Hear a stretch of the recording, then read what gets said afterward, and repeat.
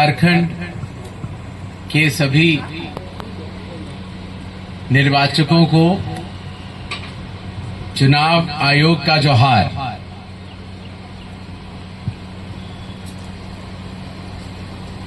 झारखंड की इस देवभूमि पर आकर मुझे आप सब के बीच आज मिलने का और बातचीत करने का सौभाग्य प्राप्त हुआ है। मेरे साथ झारखंड के chief electoral officer Shri Ravi, additional CEO doctor Neha, हमारे returning officers, volunteers, booth level officers जिनसे मैं भी संवाद करके आ रहा हूं, उन सब से मिलने के बाद मुझे ऐसा लगा कि झारखंड में डेमोक्रेसी की एक बहुत सशक्त नींव है। जैसा आप सबको पता है, भारत का हर नागरिक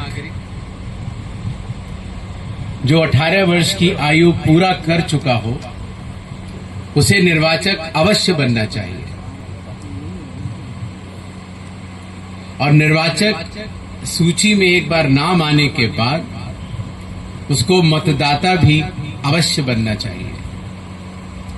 चुनाव आयोग हमेशा मतदाताओं के साथ खड़ा था, खड़ा है और खड़ा रहेगा। जैसा आप सबको पता है, देश के हर पोलिंग बूथ पर राज्य सरकार का एक बूथ लेवल ऑफिसर नामित किया जाता है। यही नहीं, हर बूथ पर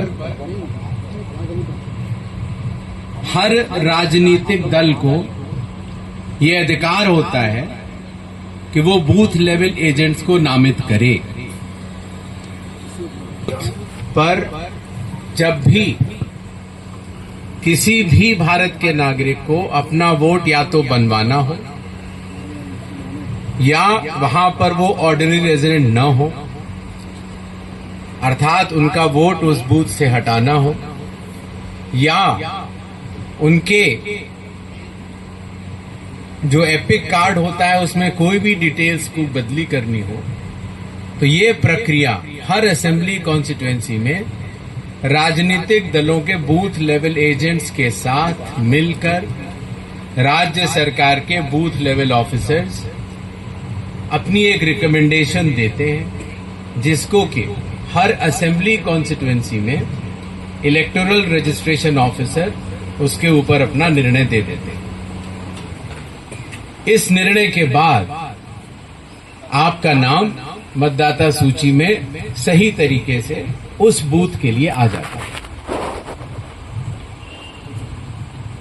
इसके बाद भी अगर किसी भी राजनीतिक दल को या किसी भी निर्वाचक को अगर अपनी सूची में, निर्वाचक सूची में कोई भी बदलाव करना हो, तो इसके ऊपर लोक प्रतिनिधित्व कानून की धारा 24A के तहत जिला मजिस्ट्रेट को अपील होती है।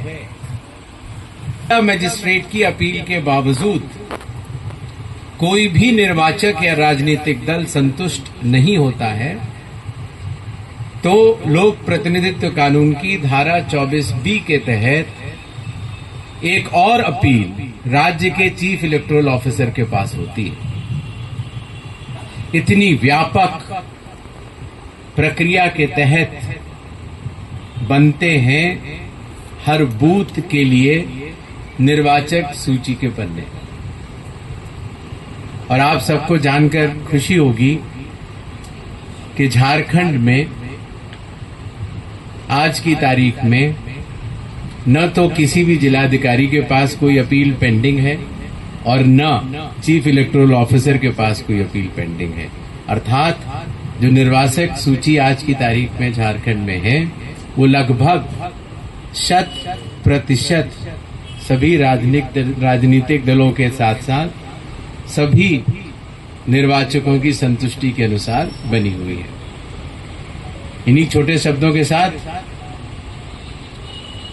अभी हम 2 दिन यहाँ और रुकेंगे झारखंड में।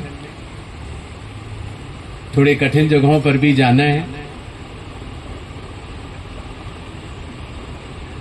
आप सब लोगों को बहुत बहुत धन्यवाद और एक बार फिर जोहार।